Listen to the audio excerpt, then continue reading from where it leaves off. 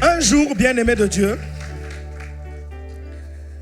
pendant que je partais à l'école, en fait, ma mère habitait quelque part dans une maison, c'était en Kouikou, je me souviens, quartier de la ville de Pointe-Noire qu'on appelle Kouikou. Et elle habitait seule, elle était toutefois malade. En tout cas, à chaque fois, c'était difficile. Et de temps en temps, puisqu'à ce moment-là, je préparais je crois le baccalauréat, et de temps en temps, je partais la rendre visite où elle habitait. Et c'est alors qu'un jour, pendant que je vais y aller, elle va me dire qu'elle n'avait rien mangé, et qu'il ne lui restait que,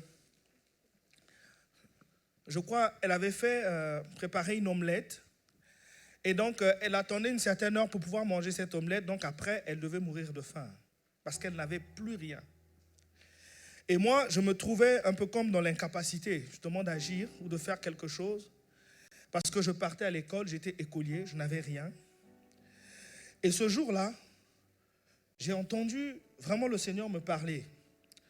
Le Seigneur m'a demandé de manger ce qui restait dans sa maison. J'ai dit, maman, donne-moi cette omelette-là, je vais manger. Et puis après, on va prier.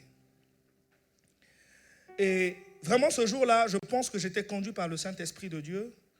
Puisque après, ce que j'avais derrière la tête, en fait, c'était de pousser Dieu à agir. Parce que c'en était maintenant trop. Je disais, non, Seigneur, c'est trop. Autant nous en souffre, elle aussi, qui nous a mis au monde, elle ne peut pas souffrir autant. J'étais avec un ami qui s'appelle Richmond.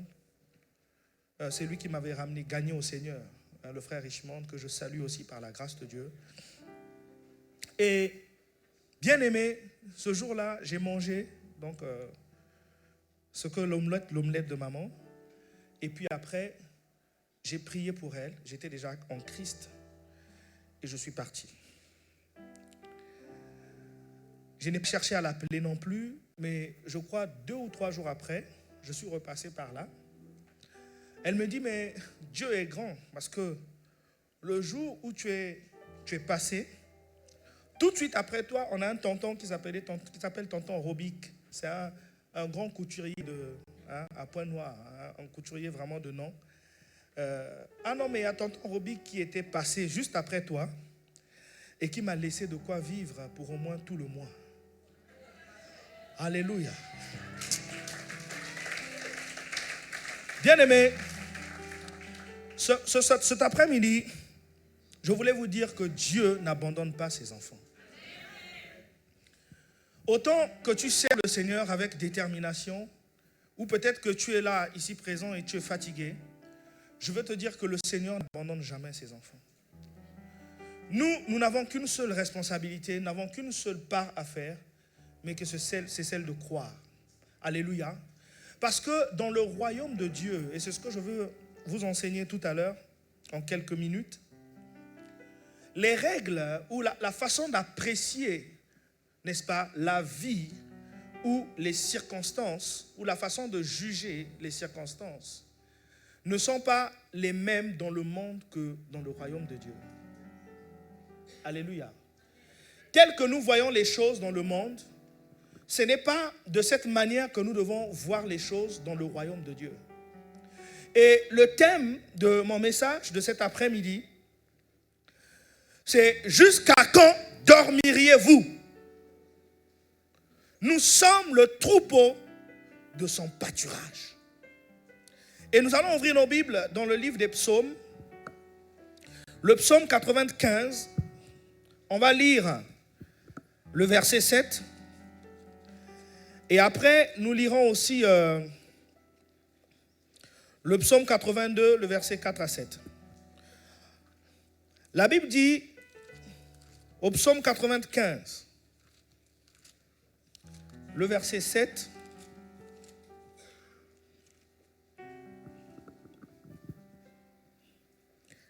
la Bible dit, car il est notre Dieu et nous sommes le peuple de son pâturage et les brebis que sa main conduit. Si vous entendez aujourd'hui sa voix. La Bible nous dit que nous sommes le peuple de son pâturage. Le pâturage, bien aimé, c'est la nourriture, hein, n'est-ce pas, de ceux qui élèvent, hein, ceux qui font l'élevage. Beaucoup plus, on va parler des bœufs et tout ça, des vaches. Hein. Donc, quand on leur donne un champ, d'accord, où ils vont pour s'alimenter, c'est ce qu'on appelle le pâturage. Et depuis le dimanche passé, on a commencé à nous parler des trésors, des richesses les plus précieuses, des trésors qui existent. En fait, bien-aimés de Dieu, il y a des trésors qui existent dans le ciel ou dans le monde spirituel pour nous, enfants de Dieu, alléluia, mais pour lequel, quelquefois, nous sommes ignorants, que nous ne réalisons pas. On va aussi lire le psaume 82, le verset 4 à 7. On va lire quelques versets aujourd'hui. Alors, le psaume 82,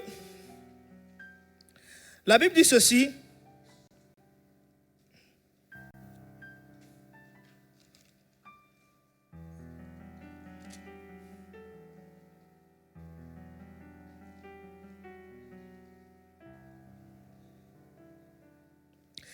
On peut commencer à partir du verset 6. Hein. La Bible dit, j'ai dit, vous êtes des dieux. Et vous êtes tous des fils du Très-Haut. Mais toutefois, vous mourrez comme des hommes. Et vous, les princes, vous tombez comme les autres. Vous savez, ce verset est en train de dire que nous sommes des fils de Dieu. Mais cependant, nous mourrons comme des hommes. C'est-à-dire comme des personnes normales. Vous savez, bien aimés de Dieu, j'aimerais au travers du message de cet après-midi vous faire comprendre une chose. Parce que je me suis rendu compte qu'en fait, que les chrétiens ne sont pas conscients des réalités spirituelles de la vie. Ou des réalités de la vie, disons-le comme ça. Les chrétiens, c'est-à-dire que vivent comme des personnes normales. C'est-à-dire que tu te réveilles le matin, voilà, si tu es dans la joie, ben tu es dans la joie. Si tu n'es pas dans la joie, tu n'es pas dans la joie. Tu fais tes choses, tu mènes ta vie comme tu veux et tu vis de façon normale. Sans se douter d'un certain nombre de réalités, d'accord, qu'il y a autour de toi en tant qu'humain. Parce que vous savez, il n'y a que l'homme, lorsque nous voyons même la composition de l'homme, vous allez voir que l'homme est composé de 3 parties. Il y a un esprit, il y a une âme et puis il y a le corps. Le corps, bien-aimé de Dieu, c'est, d'accord, ce qui nous donne accès au monde. C'est-à-dire que c'est ce qui est visible, c'est ce qui est palpable. C'est ce qui nous donne de regarder ce qu'il y a autour de nous. Mais il y a aussi l'esprit. C'est que l'esprit, bien-aimé, reçoit les choses spirituelles. Les choses spirituelles, elles peuvent être les choses spirituelles occultes, tout comme les choses spirituelles par rapport à Dieu. Donc, on peut aussi recevoir des choses spirituelles, mais spirituelles par rapport au mal, par rapport à Satan, par rapport au diable. Parce que vous convenez avec moi qu'il y a certaines maladies qui sont données par le diable et les démons. Il y a certaines maladies, bien aimées, qui sont envoyées par le diable et les démons pour pouvoir détruire des vies, des familles tout entières. Alléluia. Est-ce que je parle à quelqu'un? Et la Bible ici est en train de nous dire que, et pourtant, vous êtes des fils de Dieu, mais cependant, vous mourrez comme des hommes. C'est-à-dire que comme des personnes ordinaires.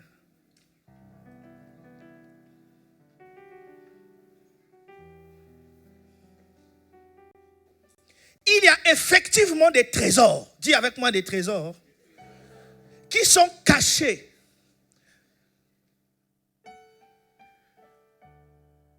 Et que Dieu a préparé pour nous en tant qu'enfants de Dieu. Parce que vous allez comprendre que notre société aujourd'hui, prenons le cas de la société française, parce que c'est un peu différent dans chaque société. Ici, il y a le métro, il y a le train, il y a les transports en commun et tout ça, mais dans d'autres pays, parfois il n'y en a pas. Donc même pour se déplacer, les gens sont obligés de faire une petite prière. Ils doivent s'appuyer sur quelque chose. Tandis qu'ici, on t'a appris à vivre comme une personne normale. C'est-à-dire que tu n'as pas besoin de Dieu d'accord, pour vivre ta vie. Chaque jour, bien-aimé, dans cette société, du moins, cette société que je suis en train d'apprendre à connaître, les gens vivent comme des personnes normales. C'est-à-dire qu'ils n'ont pas besoin de Dieu, d'accord, pour vivre leur vie.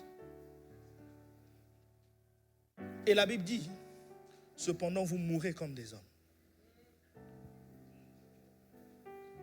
Bien-aimé, cette société a été fabriquée comme ça. Aujourd'hui, tu vas venir parler de quelqu'un de Dieu. C'est-à-dire, il trouve que l'histoire de Dieu, là, c'est vraiment quelque chose d'extraordinaire. Ah non, moi je suis athée. On entend des mots genre, moi je suis athée, moi je ne crois pas à Dieu. Donc pour lui c'est normal. Il y en a même d'autres qui n'ont jamais entendu parler de Dieu parce que la société les a façonnés de la sorte.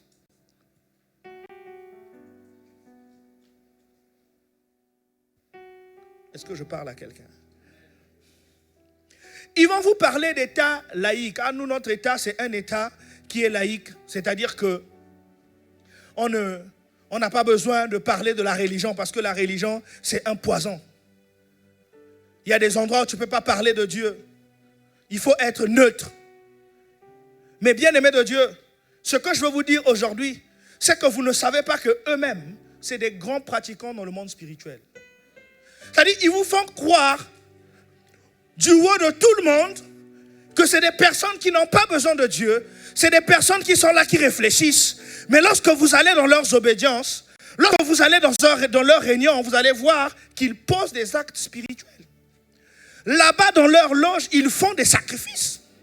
Là-bas, dans leur loge, ils ont des symboles. Ils sont dans le symbolisme, dans des choses vraiment terribles. Mais lorsqu'ils arrivent tout haut, ils vous disent que non, nous, on est un État laïque. Nous, ces choses-là, nous c'est pas Dieu. Nous, c'est la raison. On réfléchit, on essaie de trouver des problèmes aux situations de la France. C'est des menteurs. Alors, pendant que toi, tu penses, bien aimé, que tu peux vivre comme une personne normale, eux, lorsqu'ils ne sont plus avec toi, lorsqu'ils se retrouvent dans leur réunion, ils font des choses mystiques, spirituelles, pour pouvoir te dominer en plein jour. Tu le vois là, la journée, ah, ici on ne parle pas de Dieu. Mais lorsqu'il va dans son milieu là, il va faire des sacrifices ou faire des cultes à Satan le diable. Et nous les enfants de Dieu, qui acceptons de vivre comme des personnes normales, nous subissons. Parce qu'à ce moment-là, ils prennent de l'avance sur nous. Pendant que toi, tu penses que ce que tu es en train de vivre, c'est normal, mais eux, ils ont de l'avance sur toi. C'est pourquoi, dans le thème que j'ai intitulé tout à l'heure, j'ai dit « Réveillez-vous ». Bien-aimés, réveillez-vous, ne dormez pas. Arrêtez de vivre comme des personnes normales. Parce que nous, en tant qu'enfants de Dieu, nous ne sommes pas des personnes normales.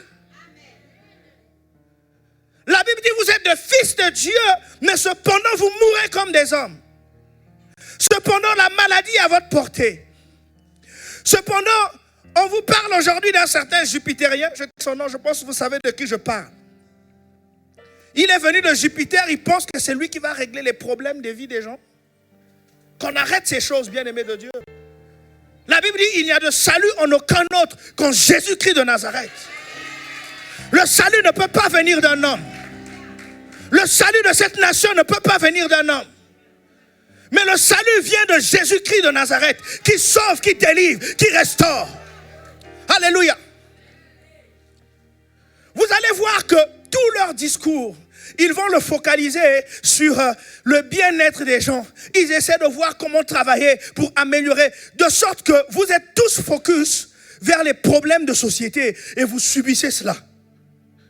Parce qu'il y a le chômage, tu subis cela. Tous les jours, tu vois des chiffres. On te parle tous les jours des chiffres du chômage qui ne font qu'augmenter. Et toi aussi, sans que tu te rendes compte, tu acceptes cela.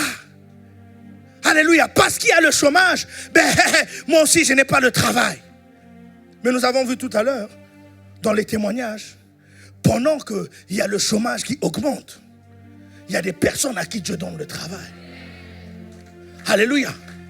Il y a des personnes à qui Dieu donne le travail. Vous êtes des fils de Dieu, mais cependant vous mourrez comme des hommes.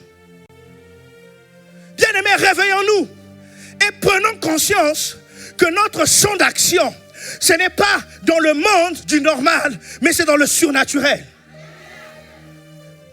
Le jour, bien-aimé, où tu vas prendre conscience que tes victoires à toi, ce n'est pas de façon normale que tu dois les obtenir, mais c'est dans le spirituel. Ta vie ne sera plus jamais la même. Parce que les richesses de Dieu, telles que cela nous a été enseigné le dimanche, ce sont des richesses que le diable ne peut pas voler. Ce sont des richesses qui ne peuvent pas être atteintes ou touchées par la rouille. Ce sont, bien aimés, des richesses que le voleur ne peut pas dérober. Mais ces richesses, pour aller les prendre, pour aller les saisir, ce n'est pas en étant une personne normale. Mais il faut que tu rentres vraiment dans la dimension à laquelle le Seigneur nous attend pour pouvoir bénéficier de ces richesses. Est-ce que je parle à quelqu'un?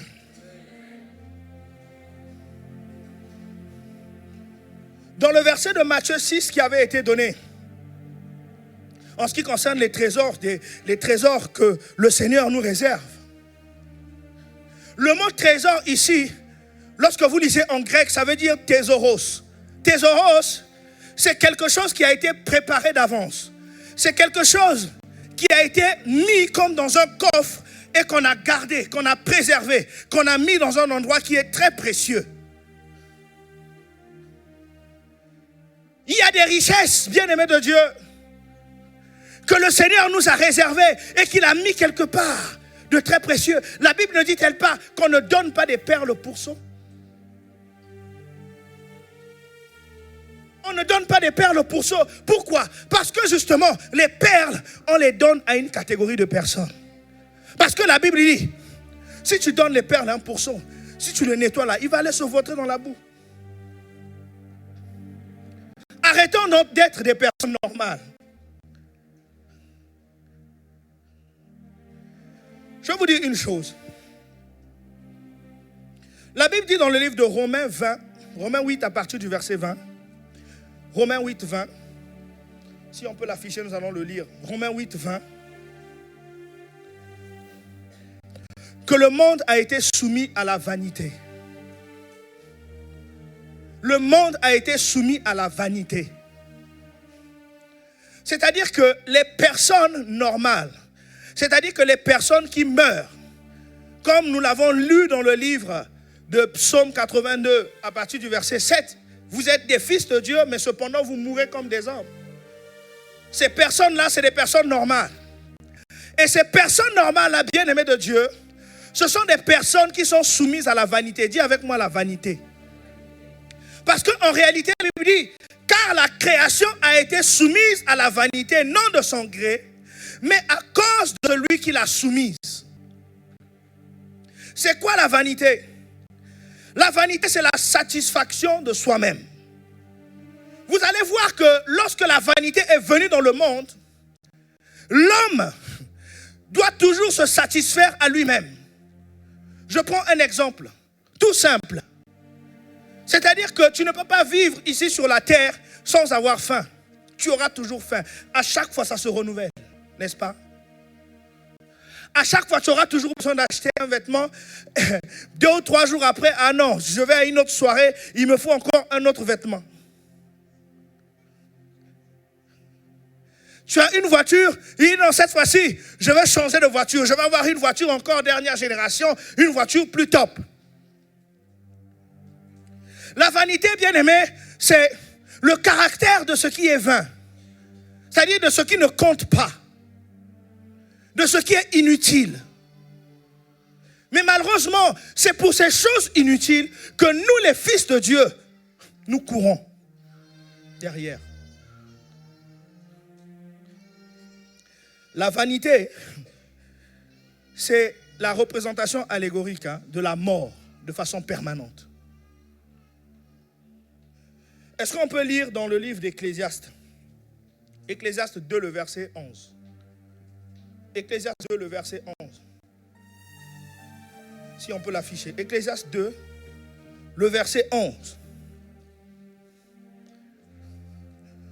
vous allez comprendre en fait pourquoi est-ce qu'il faut opérer dans une dimension spirituelle pour pouvoir bénéficier des pâturages de Dieu, pour pouvoir bénéficier de ses richesses. Parce que tant que nous serons toujours soumis à la vanité, bien aimé, la Bible, je pense dans le livre de Romains, parle de la loi de l'esprit de vie en Jésus-Christ. Il dit qu'il y a deux lois qui agissent en nous. Il y a la loi de la mort, n'est-ce pas? Et la loi de l'esprit de vie en Jésus-Christ. Mais la loi de la mort, en fait, c'est cette loi de la vanité. Ce n'est pas seulement la mort physique, mais c'est tout ce que les hommes peuvent faire sur la terre qui n'ont aucune importance devant Dieu. Et la Bible dit, puis c'est Salomon qui parle, j'ai considéré tous les ouvrages de mes mains, que mes mains avaient fait, et la peine que j'ai prise à les exécuter, et voici tout est vanité et poursuite du vent. Il n'y a aucun avantage à tirer de ce qu'on fait sous le soleil. Lorsque j'ai lu ce verset bien-aimé de Dieu, j'ai eu peur. Parce que après avoir réalisé tout ce que j'ai fait, toutes les réalisations que j'ai pu faire par la grâce de Dieu, tous les efforts que j'ai dû fournir, bien-aimé, par la grâce de Dieu, pour pouvoir les accomplir, la Bible nous dit, il n'y a aucun avantage à tirer de tout ce que nous faisons sous le soleil. Waouh! Waouh! Aucun avantage. Non, donc je suis allé à l'école. Tout le temps que je suis allé à l'école, tout le temps que j'ai souffert, que je marchais à pied, que je me sacrifiais pour faire un certain nombre de choses. Non, la Bible dit ceci, qu'il n'y a aucun avantage à tirer à tout ce qu'on fait sous le soleil.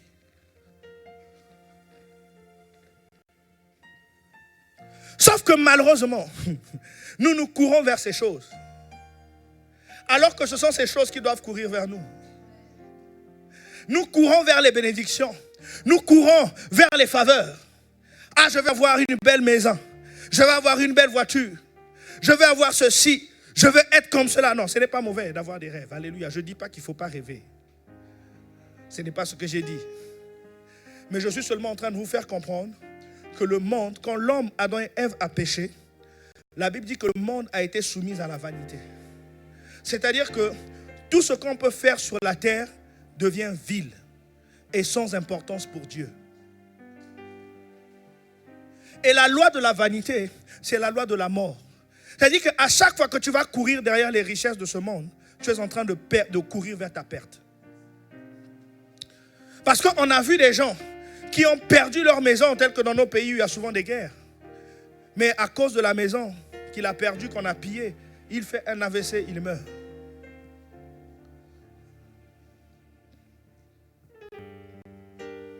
On a vu beaucoup de scénarios qui se sont déroulés, des personnes qui étaient attachées aux biens matériels ou encore aux soucis de la vie. Parce que la Bible dit que les soucis de la vie sont comme une épine qui empêche notre foi de pouvoir agir. Mais cependant, la Bible parle de la loi de l'esprit de vie en Jésus-Christ, qui est au-dessus, n'est-ce pas, de la loi de la vanité. Parce que la Bible dit, et voici, tout est vanité et poursuite du vent. Et il n'y a aucun avantage à tirer. Qu'est-ce que cela veut dire? En réalité, Dieu ne tire pas sa puissance dans les choses de ce monde. Si tu penses que pour avoir acquis un certain niveau intellectuel, c'est ce qui fait que Dieu puisse tirer sa puissance ou que Dieu soit puissant dans ta vie, tu es passé à côté. Si tu penses que c'est en ayant des comptes garnis dans des banques ou en ayant 10 000 maisons ou 3 000 maisons, chez nous au pays, vous allez trouver des gens, il a parfois 150 parcelles dans une seule ville, 80 maisons, et on dit qu'il est puissant. Mais je veux vous dire que Dieu ne tire pas sa puissance dans les choses de la vanité. Alléluia. Tu peux avoir même la plus belle chaussure, dernière griffe, je ne sais pas, Jean-Marc Weston. Tu viens ici nous parler de l'évangile. Bien aimé, je veux te dire, ce n'est pas de ça que Dieu tire sa puissance. Parce que la vanité, c'est la mort. Waouh! Il y a une personne dans la Bible qui avait compris cela. C'était Seth. Vous connaissez Seth? Seth, c'était l'un des enfants de Ève. Parce que Adam et Ève, lorsque Dieu les a chassés du jardin d'Éden, vous pourrez voir ça dans le livre de Genèse. Genèse 4 à partir du verset 26. La Bible nous dit que, nous explique que Adam avait perdu et Ève avait perdu leur enfant, donc Abel. C'était vraiment un coup dur pour cette famille. Et Dieu va leur donner Seth à la place de Abel. Et c'est alors que lorsque Seth, lui aussi à son tour, va enfanter un enfant à qui il va donner le nom d'Enoch. Enoch qui signifie mortel. Et la Bible dit, est-ce qu'on peut afficher ce verset? Seth eut aussi un fils et il l'appela du nom d'Enoch. C'est alors que l'on commença à invoquer le nom de l'Éternel. Enoch en fait signifie mortel. C'est-à-dire que Seth réalise en réalité l'homme est mortel ou l'homme est faible.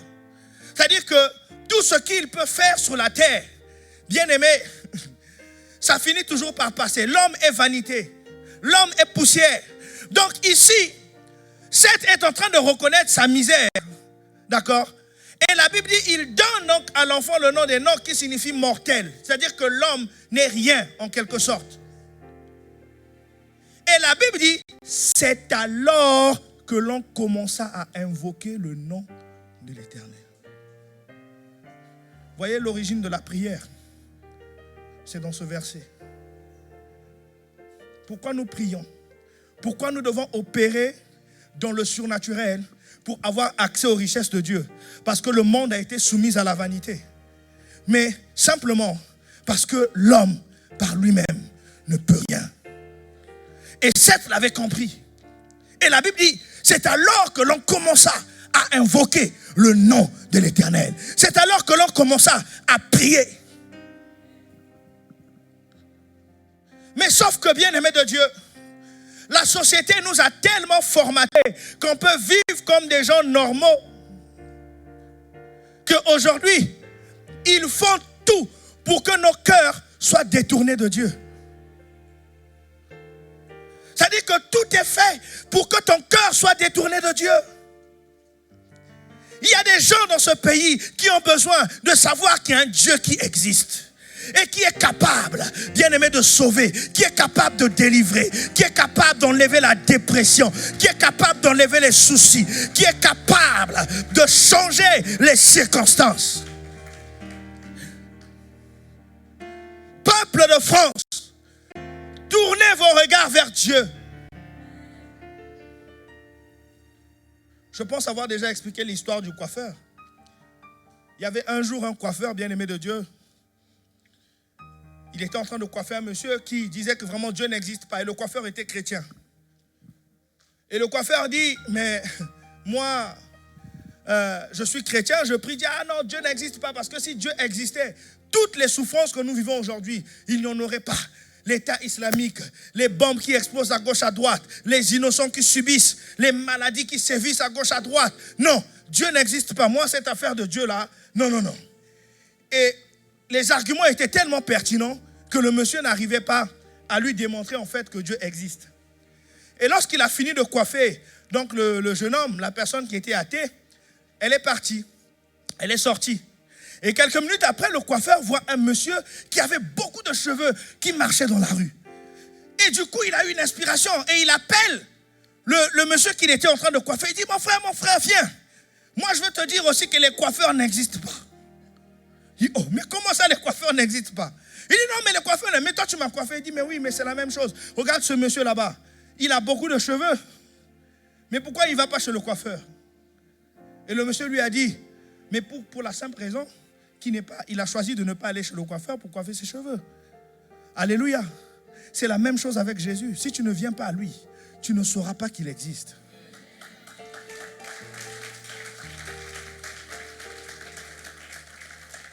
Si tu ne viens pas à lui, tu ne sauras pas qu'il existe. Vraiment, j'ai essayé de m'amuser. Ça fait 9 ans que je vis en France. J'ai 9 ans. J'ai essayé de m'amuser un peu. Vraiment, toutes les personnes, beaucoup plus les Français de souche. Hein. C'est des gens vraiment, pour la plupart, ils ne connaissent pas Dieu.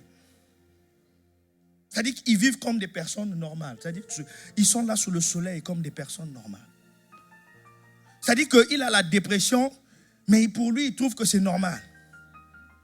Un jour, j'ai posé la question à une dame qui souffrait du diabète. Elle me dit, non, j'ai vécu tellement de problèmes, donc ça a fait un choc. Et donc ce choc-là a déclenché le diabète.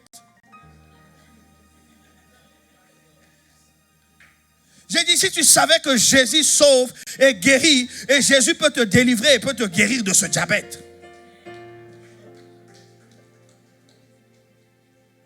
Hey! Alléluia! La Bible dit, il n'y a de salut en aucun autre qu'en Jésus-Christ. La Bible dit, il est le chemin, la vérité et la vie. Et que nous devons tourner nos regards vers lui. C'est la première chose. C'est le premier pas qu'il faut faire pour accéder au pâturage de Dieu. D'abord, tourner ses regards vers Dieu. Parce que les gens ont tourné leur regard vers autre chose. Peut-être vers la science. Peut-être vers la médecine. Mais la médecine aussi a ses limites. Nous avons vu cet enfant, on lui avait donné 48 heures. Teïla. Mais il ne savait pas que Teïla est une servante de l'Éternel. Alléluia. Il ne savait pas que Teïla va influencer dans sa génération. Elle sera une power woman, comme on dit. Une femme de feu. Alléluia.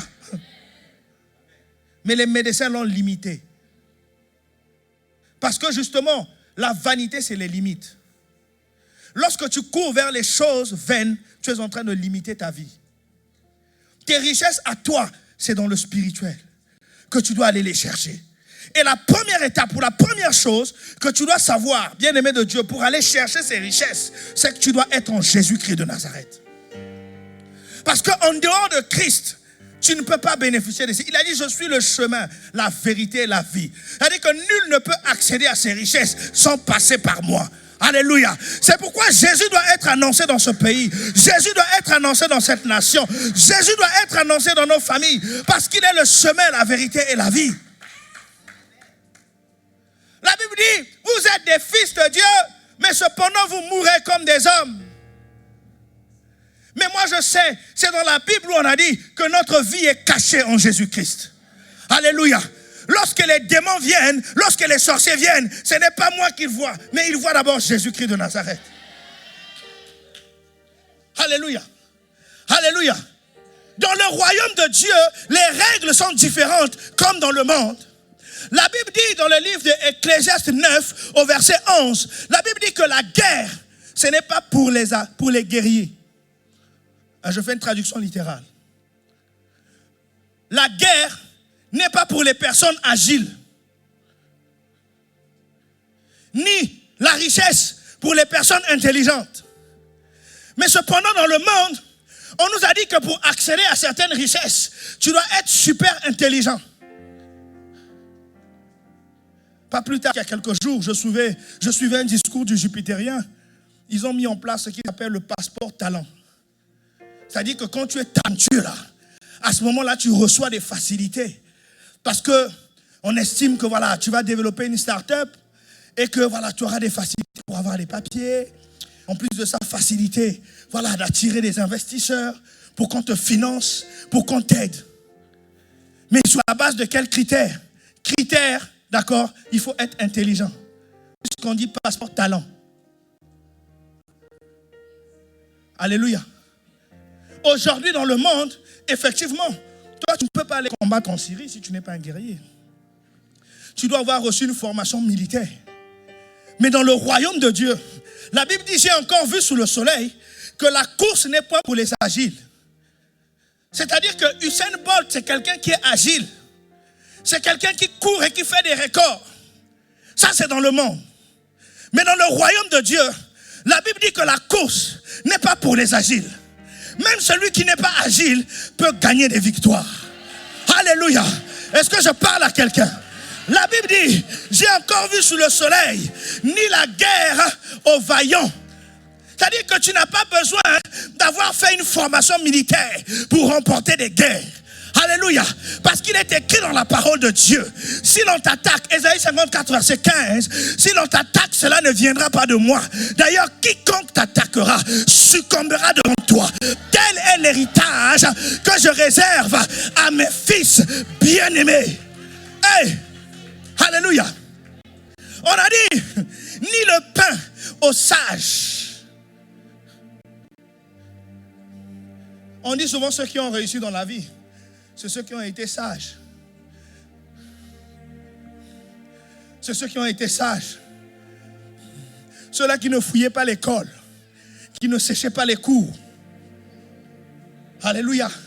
C'est ce qu'on dit souvent. Ah mais oui, mais c'était inévitable.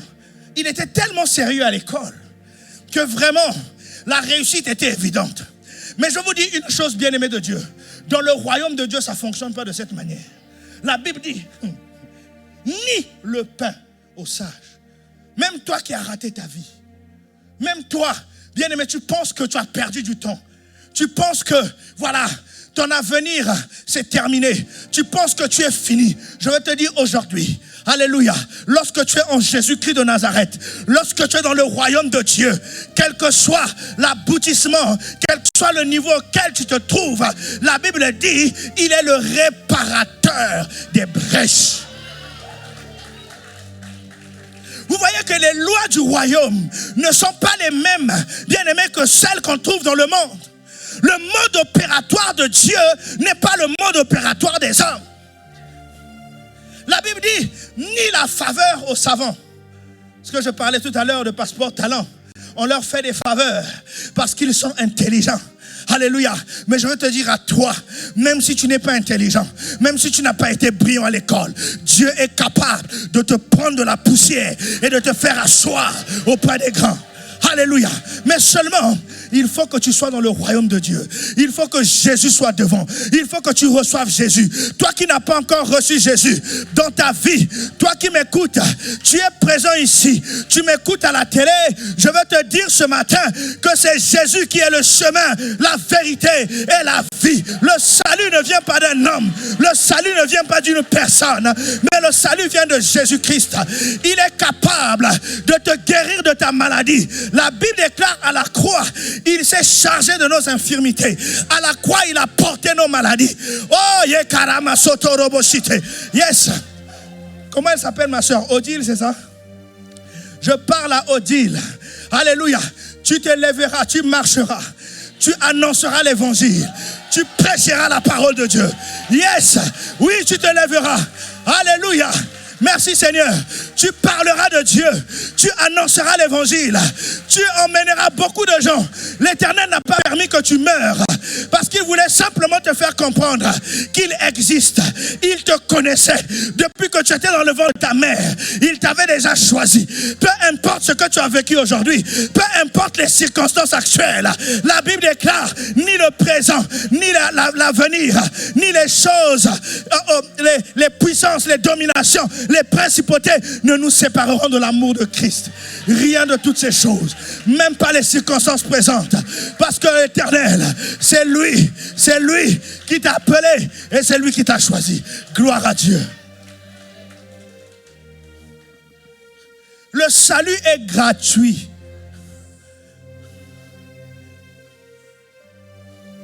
Non, bien-aimé de Dieu, il est temps que les enfants de Dieu se réveillent et entrent réellement dans leur héritage. Mais il faut opérer dans le spirituel. Il ne faut pas opérer comme les hommes opèrent. Il ne faut pas voir comme les hommes voient. Alléluia. Parce que si tu opères comme les hommes, tu mourras comme un homme. Mais si tu opères comme Dieu, tu mourras comme Dieu. Tu ne mourras pas comme Dieu, j'allais dire. C'est dans le royaume de Dieu que la maladie est guérie. Vous avez vu tout à l'heure des témoignages vivants. Le témoignage de ma soeur, que Dieu te bénisse abondamment. Mais que seulement, si Dieu a permis ces choses, c'est pour que tu puisses annoncer cela. à tous ceux qui sont autour de toi, afin qu'ils voient qu'il y a un Dieu qui existe. Alléluia, ici dans cette nation. Gloire à Dieu. Vous savez, les miracles que Dieu fait, ce n'est pas pour qu'on puisse les garder pour nous-mêmes, mais c'est pour que la parole de Dieu soit annoncée. C'est pour que la parole de Dieu soit prêchée. Alléluia. Bien-aimés, nous devons opérer dans le spirituel. N'opérons pas comme les hommes.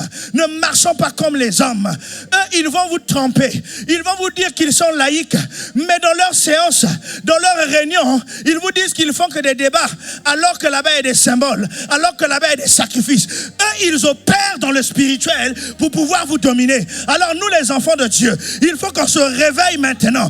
Il faut qu'on se lève. Hey Yahweh, oh Yahweh, merci Seigneur. Lève-toi. L'heure n'est plus au sommeil. L'heure n'est plus au sommeil. Bien-aimé, il n'y a aucun problème qui soit au-dessus de Dieu. Aucun problème que tu peux vivre aujourd'hui qui soit au-dessus du Seigneur. L'heure est au réveil. Réveillons-nous, bien-aimés, parce que nous sommes le peuple de Dieu, le peuple de son pâturage. Son pâturage, son trésor à lui, c'est pour nous. Nous sommes destinés pour ces choses. Alors opérons dans les choses spirituelles. Je plains ce monsieur pendant qu'on était en train de prier pour Daniel, pendant que son épouse priait pour Daniel. Ce monsieur-là qui a fait pfff. Vous vous souvenez de ce témoignage? Le pompier, il a fait pfff. Parce que pour lui, ce n'est que foutaise. C'est normal. Il n'a jamais entendu parler de ces choses. Il est né, c'est-à-dire que dans une éducation où on l'a appris à vivre sans Dieu. On l'a appris à vivre sans le Seigneur. Donc à chaque chose, il veut trouver ses solutions. C'est normal. Il a grandi dans ça, il a vécu dans ça. Il ne faut pas l'en vouloir. Mais il faut seulement prier que Dieu continue à susciter des hommes qui vont parler de l'évangile.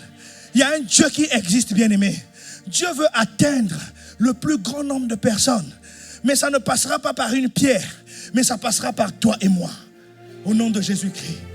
Alléluia. Est-ce que je parle à quelqu'un? Yes. Qu'on arrête de nous parler des Jupitériens. Jupiter, c'est à côté. C'est une planète. Alléluia. Jupiter, c'est à côté. On ne peut pas parler de Jupiter. Donc, c'est quand même Messie, quoi. Il faut arrêter ces choses, bien aimé. On doit arrêter ces choses. Alléluia. On doit arrêter ces choses. Un homme ne peut pas être la solution. Non, ce n'est pas vrai. C'est Dieu qui est la solution. Et Seth l'avait compris. La Bible dit c'est alors que l'on commença à invoquer le nom de l'Éternel. Parce qu'il avait compris que les solutions ne pouvaient pas venir des hommes, mais les solutions ne pouvaient venir que de Dieu. La Bible dit, on va afficher 2 Pierre 1, le verset 3 à 11. Je vais atterrir par là. On nous a parlé de la foi le dimanche dernier, qui était la monnaie céleste. C'est-à-dire que la monnaie d'échange du ciel. Qu'il y a des choses, bien aimées de Dieu, qu'on ne peut pas obtenir, d'accord, de façon normale, comme un homme normal. Alléluia. On nous a démontré par des témoignages puissants qu'il y avait des gens qui avaient des comptes rouges, mais que Dieu a payé une voiture 0 km, neuve. Alléluia. Il n'y a que Dieu qui est capable de faire ces choses. Par la foi, tu peux obtenir des choses que tu n'aurais jamais pu obtenir de par tes propres efforts. Par la foi. Ça, c'est ce que Dieu fait. Mais cependant, la Bible dit, comme sa puissance divine nous a donné tout ce qui contribue à la vie et à la piété, au moyen de la connaissance de celui qui nous a appelés par sa propre gloire, par sa vertu, on peut continuer la suite, lesquels nous assurent de sa part les plus grandes et les plus précieuses promesses, afin que par elles, vous deveniez participants de la nature divine en fuyant la corruption qui existe dans le monde par la convoitise. À cause de cela même, faites tous vos efforts pour joindre à votre foi la vertu, à la vertu, la science, à la science, la tempérance, à la tempérance, la patience, à la patience, la piété, à la piété, l'amour fraternel, à l'amour fraternel, la charité. Car si ces choses sont en vous et ils sont avec abondance, elles ne vous laisseront point oisifs ni stériles pour la connaissance de notre Seigneur Jésus-Christ. Mais celui en qui ces choses ne sont point est aveugle. Il ne voit pas loin. Il a mis en oubli la purification de ses anciens péchés. La suite. C'est pourquoi, frères, appliquez-vous d'autant plus à affermir votre vocation et votre élection, car en faisant cela, vous ne brancherez jamais. Et le verset 11, c'est ainsi en effet que l'entrée dans le royaume éternel de notre Seigneur et Sauveur Jésus-Christ vous sera pleinement accordée. C'est ainsi que l'entrée dans le royaume, n'est-ce pas, vous sera pleinement accordée. En fait, le royaume de Dieu, ce sont les bénédictions de Dieu que nous vivons sur terre. Jésus a dit que le royaume de Dieu est venu jusqu'à vous. Le royaume de Dieu est venu jusqu'aux hommes. Et que nous, qui ne sommes plus sous la loi du péché et de la mort, qui ne sommes plus sous la loi de la vanité, qui sommes sous la loi de l'esprit de vie en Jésus-Christ, qui sommes la nouvelle création, nous manifestons le royaume de Dieu ici, bien-aimés, sur la terre, par les miracles. Vous avez vu les témoignages de tout à l'heure. Ça, c'est possible dans le royaume de Dieu. Et la Bible nous dit que si ces choses-là sont pleinement en nous, elles nous assurent une entrée, je peux dire, garantie dans le royaume de Dieu. Mais ces choses-là, c'est quoi? On nous a parlé de la foi. On nous a dit qu'il faut ajouter à la foi quoi? La vertu. La vertu, bien-aimée de Dieu, c'est la capacité de vivre un certain nombre de principes et de pouvoir les observer avec fidélité. Alléluia. La vertu, c'est la capacité, n'est-ce pas, de vivre ou d'observer un certain nombre de principes ou un certain nombre de valeurs et de pouvoir, bien aimer, les appliquer avec fidélité. C'est-à-dire agir ce qu'on pense. C'est-à-dire tu fais ce que tu penses. C'est ça la vertu. C'est une capacité. Or, il se trouve que nous, les enfants de Dieu, il arrive quelquefois que nous branchons. C'est-à-dire que tu connais la parole de Dieu, et les principes de la Bible, mais tu ne les pratiques pas. Alléluia. Parce que la Bible dit à la foi, il faut ajouter la vertu. C'est-à-dire que si tu n'as que la foi elle-même, tu ne pourras pas, sans les autres, tu ne pourras pas déplacer les montagnes. Plus haut, nous avons lu que la puissance divine, cette puissance, Dieu nous a tout donné pour que nous puissions participer, n'est-ce pas, à la puissance divine, pour que nous puissions opérer dans les choses spirituelles. Mais cependant, la foi seule ne suffit pas. À la foi, la Bible dit qu'il faut ajouter la vertu. Et la vertu, c'est cette capacité à marcher dans les principes de Dieu. Les principes que nous proclamons. La sainteté, alléluia. La sanctification, alléluia. Les principes, la prière. Observer toujours des temps de prière. La consécration. Toutes ces choses, ce sont des choses, un mode de vie que le Seigneur nous a donné à la lumière de sa parole, que nous devons observer. Et la capacité de pouvoir les observer, c'est ça la vertu. Et nous devons le faire avec détermination, avec foi, avec force, avec engouement. Que servir Dieu ou obéir à Dieu, j'ai aimé le témoignage de la sœur, où elle a dit qu'il fallait être intègre. On lui a demandé de faire une fausse déclaration. Ma sœur, moi aussi, on m'avait demandé ça un jour. Mais j'avais déjà été pris dans le panneau. C'était le téléphone de ma femme, il s'était cassé. Et comme je l'avais assuré, alors moi aussi j'ai fait une déclaration en bonne et due forme. Que non, en montant dans la voiture, elle a fait un faux pas et puis elle est tombée. Le téléphone est tombé et ça s'est cassé. Donc voilà, j'ai envoyé à l'assureur pour qu'on puisse changer au moins l'écran de son téléphone. Après, quelques jours après, je reçois un mail pour dire que non, on dit que, étant donné que ce n'était pas quelque chose d'extérieur en fait qui est venu, ils expliquent un truc là, donc on ne peut pas rembourser. J'étais déçu. Je suis allé voir mon assureur. un autre conseil, ça se passe au Congo. Il me dit, mais avant de déclarer, tu aurais d'abord dû me dire, moi j'allais te dire que tu pouvais dans ta déposition là, expliquer qu'il y a quelqu'un qui l'a touché. Et puis le téléphone est tombé à là. On devait te rembourser.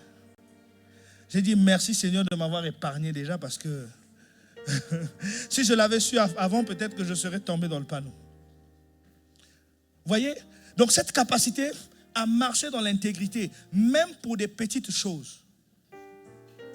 Parce que nous, souvent, nous minimisons les péchés. Nous minimisons les péchés. On dit que non, ça peut être un grand péché. Ou non, ça, c'est un petit péché. Et donc, voilà.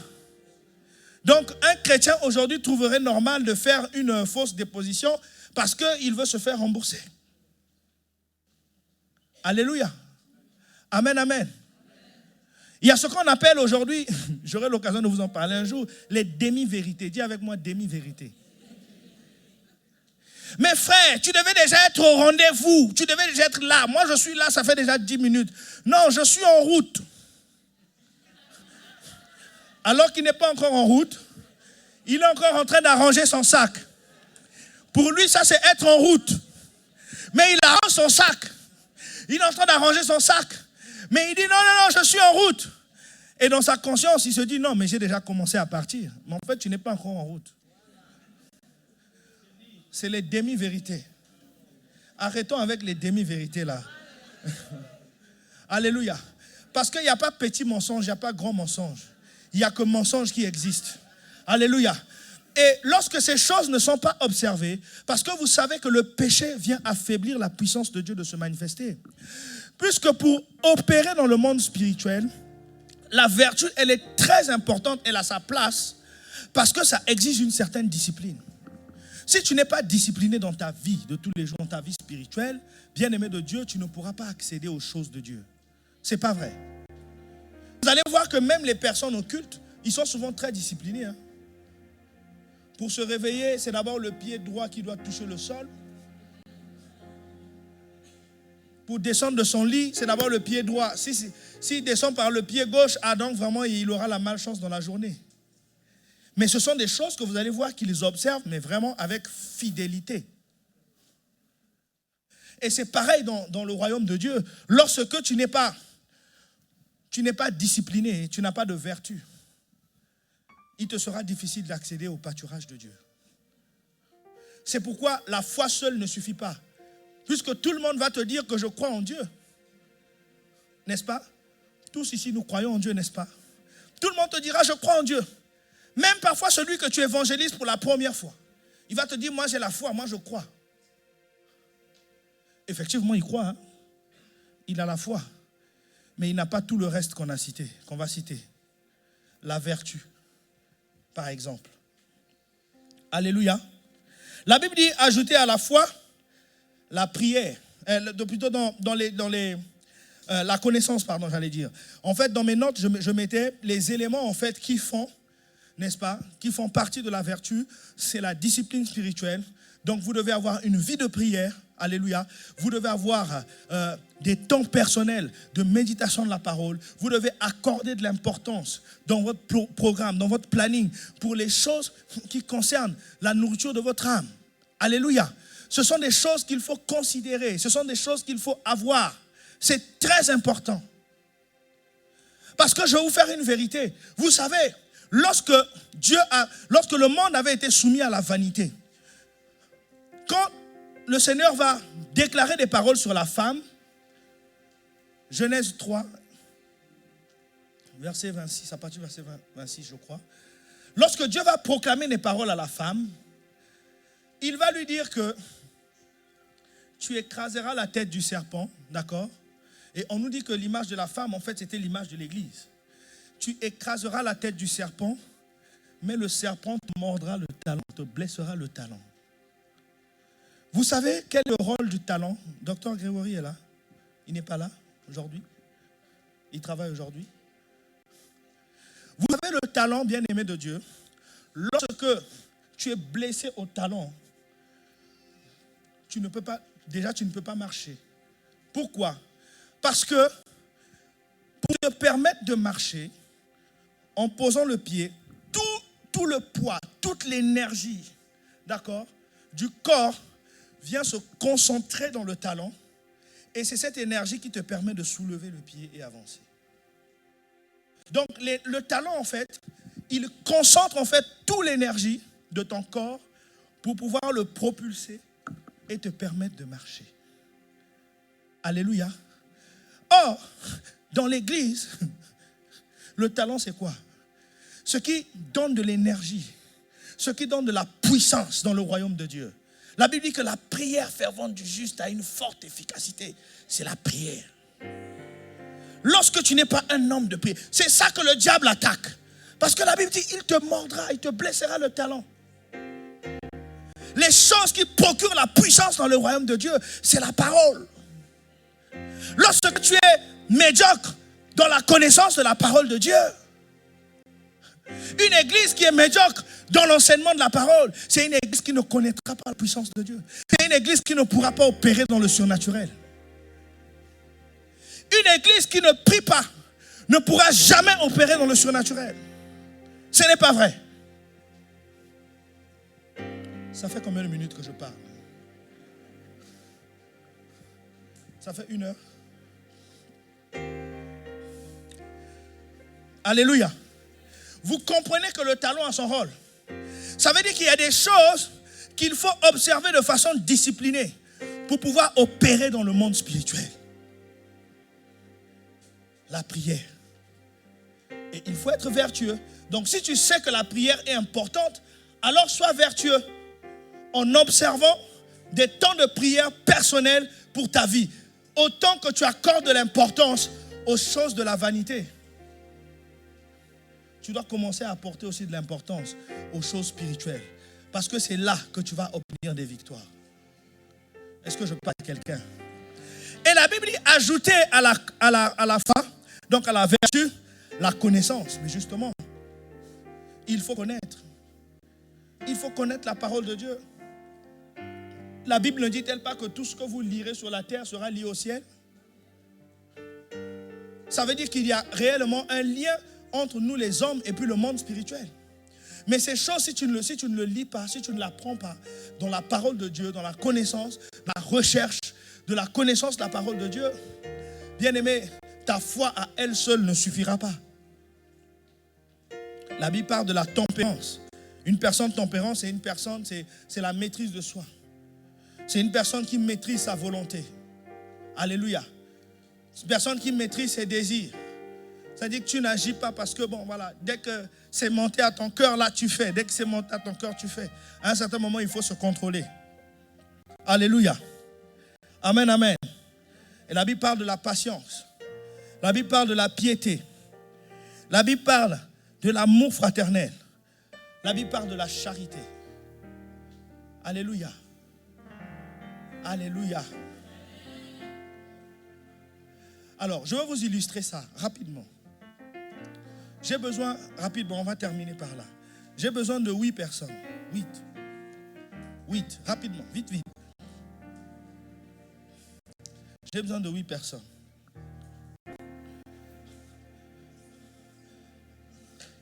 Alléluia. Ça fait 8.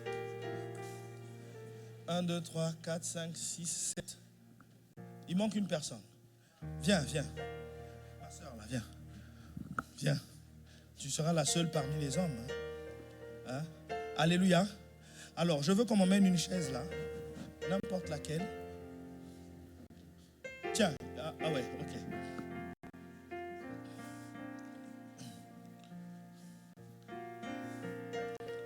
Alors, je veux une personne volontiers pour s'asseoir ici.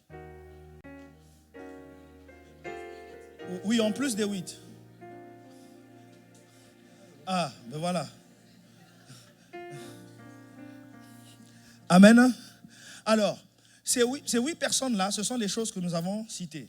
On a dit qu'ajouter à la foi, à la vertu, ainsi de suite. Alléluia. La connaissance à la connaissance, la tempérance, donc la maîtrise de soi, la patience, la charité, l'amour fraternel. Donc, lui, c'est la foi, d'accord? Donc, toi, tu es la foi. Et lui, ce sont les circonstances de la vie. Alléluia. Alors, toi, la Bible dit que si tu as de la foi comme un grain de sénévé, tu peux dire à cette montagne, ôte-toi de là. D'accord? Mon frère, viens soulever. Essaie un peu de déplacer le frère. Soulève un peu. Soulève. Ah! Tu vois? Déjà, lui, il n'arrive même pas. D'accord? Il fait du surplace, en fait. Donc, il ne peut pas le déplacer aisément. D'accord? Pour déplacer la montagne. Amen. Alors, je veux demander à vous tous, déplacer cette montagne, emmenez-la ici. Avec la foi, tout le monde. Alléluia. Oh, alléluia. Est-ce que tu peux acclamer le Seigneur? C'est bon. Est-ce que vous avez compris? Parce que la foi à elle seule ne suffit pas pour déplacer les montagnes. La foi à elle seule ne suffit pas pour déplacer les montagnes. Dieu peut permettre effectivement qu'en ayant la foi, parce qu'il est souverain, n'est-ce pas, tout de suite qu'il y ait un miracle. Mais quelquefois, on a besoin de toutes ces combinaisons. C'est-à-dire que le Seigneur va permettre des épreuves dans ta vie qui vont faire que tu aies besoin à un moment donné de la patience. Alléluia. Le Seigneur va permettre des circonstances dans ta vie qui vont faire qu'à un moment donné, il faut que tu aies de la maîtrise de soi. Alléluia. Il y a un frère qui me disait que Dieu lui avait donné une femme difficile. Mais lui-même, il était très difficile. À chaque fois, il avait toujours envie de gifler sa femme. Un frère chrétien.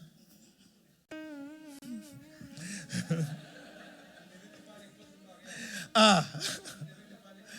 Oui, c'est sûr qu'il ne venait pas à l'école du mariage. Donc, il n'avait pas la connaissance. Alléluia. Il n'avait pas la connaissance. Ou encore, il voulait voir le résultat trop vite. Parfois, Dieu permet des circonstances pour que nous soyons patients. Alléluia. Que Dieu bénisse la maman, l'épouse de Daniel. Parce qu'au moment où la circonstance est arrivée, elle s'est mise à prier en langue. Elle s'est mise à chanter. Elle était tranquille. Elle a dit tout à l'heure qu'elle avait la paix. Dieu va permettre des circonstances pour que tu puisses observer la paix. Et toutes ces choses combinées à la foi, c'est ça qui produit le miracle.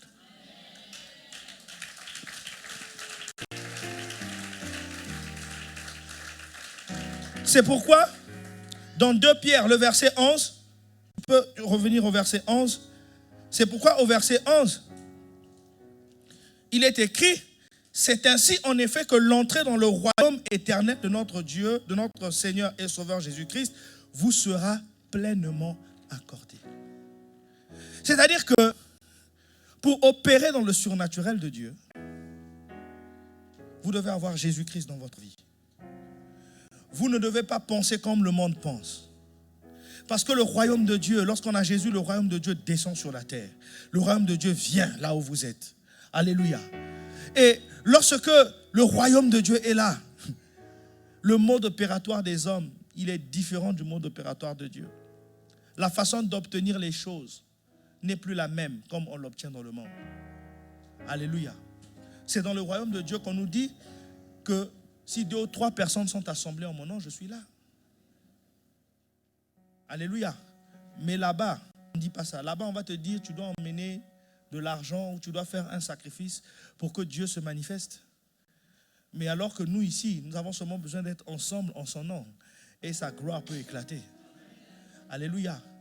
Et pour opérer dans le surnaturel de Dieu, vous devez associer à votre foi, ajouter à votre foi la vertu, la connaissance, la maîtrise de soi. Alléluia. La charité, l'amour fraternel. Et la Bible dit, si ces choses sont pleinement en vous, c'est alors que le royaume du Seigneur vous sera pleinement accordé. Alléluia. Ce qui était caché, ce qui vous était destiné, sera maintenant à votre portée. Et tous les jours de vos vies, ça ne sera que prodige, témoignage, miracle. Et c'est cela la volonté de Dieu. Est-ce qu'on peut se mettre debout dans sa présence?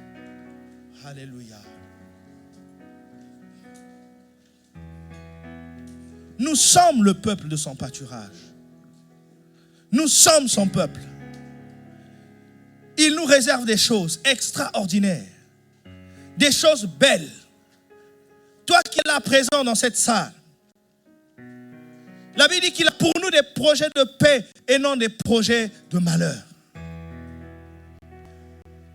Le Seigneur nous a dit qu'il n'y a aucun avantage à tirer de tout ce que nous pouvons faire sur la terre. En réalité, Dieu veut seulement nous dire que nous devons tourner nos cœurs et nos regards vers lui. Et c'est ce que Enoch avait compris, plutôt Seth avait compris. Il avait reconnu que l'homme en lui-même était mortel et qu'il n'y avait que Dieu, en Dieu, que se trouvait la solution. Peut-être qu'on ne t'a jamais parlé de Dieu. Peut-être que tu n'as jamais entendu parler de Jésus-Christ. Mais aujourd'hui, la Bible dit, si tu entends la voix de Dieu aujourd'hui, reçois-la, accepte-la, parce qu'aujourd'hui, c'est aujourd'hui. Je vais te dire que Jésus est capable de te restaurer, de te relever. Jésus est capable de t'apporter la guérison. Tu as seulement une part à faire, de croire en lui. Nous ne te demandons ni or ni argent. Mais dans le royaume de Dieu, nous disons seulement, lève-toi et marche. Oh, je parle à quelqu'un. Pendant que nous sommes en attitude de prière. Longtemps tu es resté assis. Tu as usé de toutes tes forces pour pouvoir avancer. Tu as tout fait pour pouvoir avancer avec Dieu. À un moment donné, tu as fait des sacrifices. Tu t'es retrouvé comme buté. Et pourtant, fils de Dieu, mais un fils de Dieu en train de mourir dans la déprime. Ce matin, cet après-midi, je te dis, lève-toi et marche. Si tu es dans cette situation, tu vas t'approcher rapidement. Je vais prier pour toi. Vraiment, tu as tout fait.